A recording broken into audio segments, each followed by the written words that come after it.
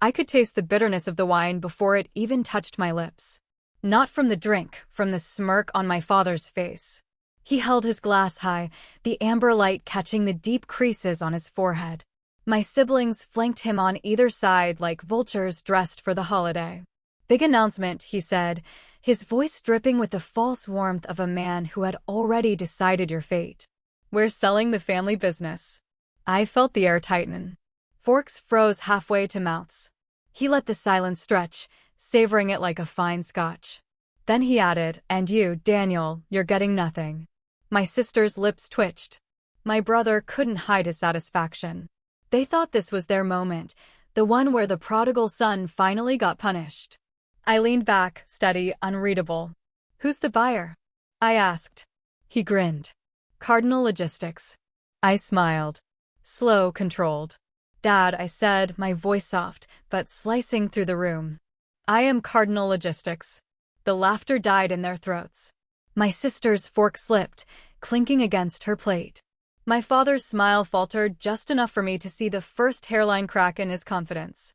And that's when I decided to give them the whole story. I wasn't supposed to be the one who took over the business. That was clear from the beginning. When I was 19, I suggested expanding our small freight company into interstate shipping. My father laughed in my face, called me the dreamer like it was a disease. My siblings stayed silent, their silence dripping with agreement. So I left, moved out with a few thousand and the knowledge I'd learned from years of unpaid labor at his side. I swore I'd never come back, but life has a way of folding in on itself. The first crack came 5 years later. A friend in the industry called me, said our company's contracts were bleeding out to competitors. Dad was too stubborn to adapt, too arrogant to see the storm coming. The second crack came when I learned why. My sister had convinced him I was trying to steal clients behind his back. She told him I was building a rival business, when in truth I was working as a lowly operations manager just to survive. That's when I stopped feeling hurt and started thinking strategically. I didn't start Cardinal Logistics with revenge in mind. At first, it was survival. But the thing about building something from the ground up is that it makes you sharper. I learned where to cut costs, how to charm clients, how to read contracts like a criminal lawyer.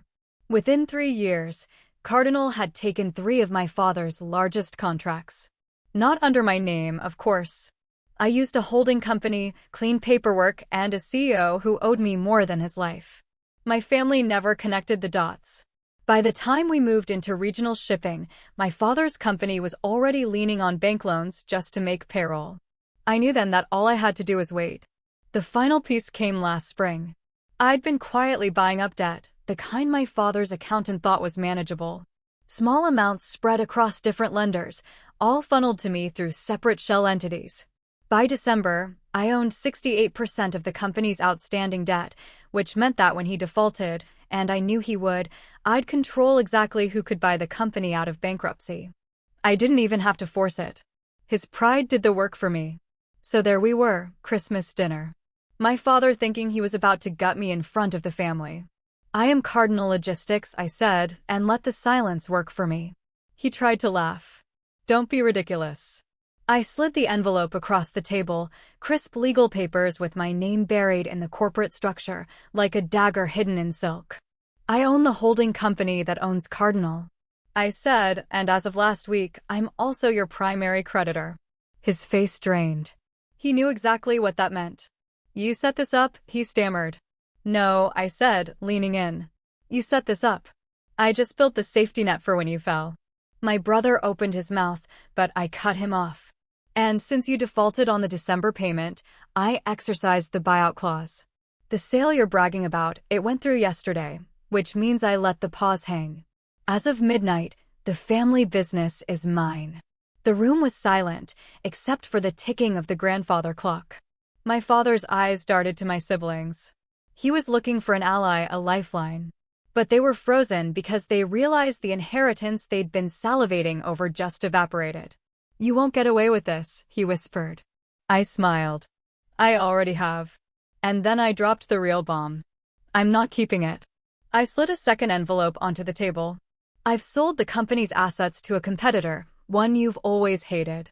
Every truck, every route, every client gone. By Monday morning, the name your father built will be just that, a name. And I've made sure no one in this family can use it again. My sister's jaw clenched, my brother's hands curled into fists. My father looked like a man who'd been hollowed out from the inside. I didn't do this for money, I said, standing. I did it so none of you could ever use what he built to destroy someone else.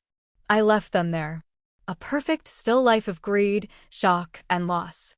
While the snow fell quietly outside, driving away, I thought about the first time I'd walked out of that house years ago. I had nothing then. No money, no allies, just the bitter taste of being underestimated. Now the bitterness was gone. In its place was something cleaner. Not joy, not even pride, just peace. Because some debts aren't paid with money. They're paid in silence at a table where the people who wrote you off finally understand you were writing the ending all along. The dining room was quieter than it had ever been.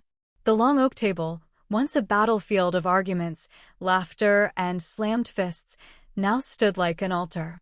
Around it sat the family, faces older, more wrinkled, but carrying the same arrogance, the same disbelief they had always aimed at me. For years, they had dismissed me. The younger son. The one who didn't know how the world worked. The one who wrote stories while the others built businesses, signed contracts, and carried the family name with pride. They called me weak, naive, and foolish. My pen, to them, was nothing but a toy. And yet here they were. Silent. Because everything they once owned, every share, every title, every drop of authority, now had my name engraved upon it. I didn't gloat. I didn't need to.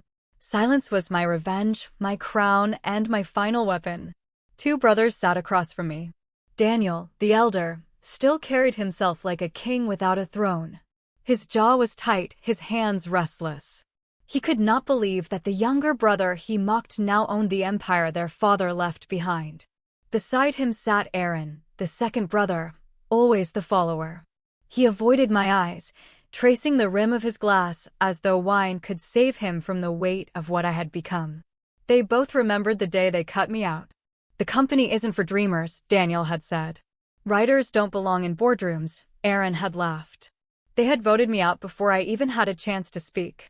I walked away that night with nothing but my notebook and a vow, one day they would see. What they didn't realize was that stories teach patience. Writers know the art of waiting, of planting seeds and letting them grow unseen. For years, while they devoured the empire with greed, I observed, wrote, and planned. Every contract they signed, I studied. Every ally they betrayed, I befriended. Every loophole they ignored, I captured. Now, I had all of it. The silence around the table was their payment. No apology would come, and I didn't need one. The look in their eyes, half rage, half regret, was worth more than gold. I poured myself a drink slowly, deliberately. The sound of the liquid hitting the glass was the only voice in the room. I raised it slightly, not in a toast, but in recognition of my own ending. Funny, I finally said, my voice calm. All this time you thought I was wasting my life writing stories. Turns out, I was just writing this one. Daniel's fist clenched.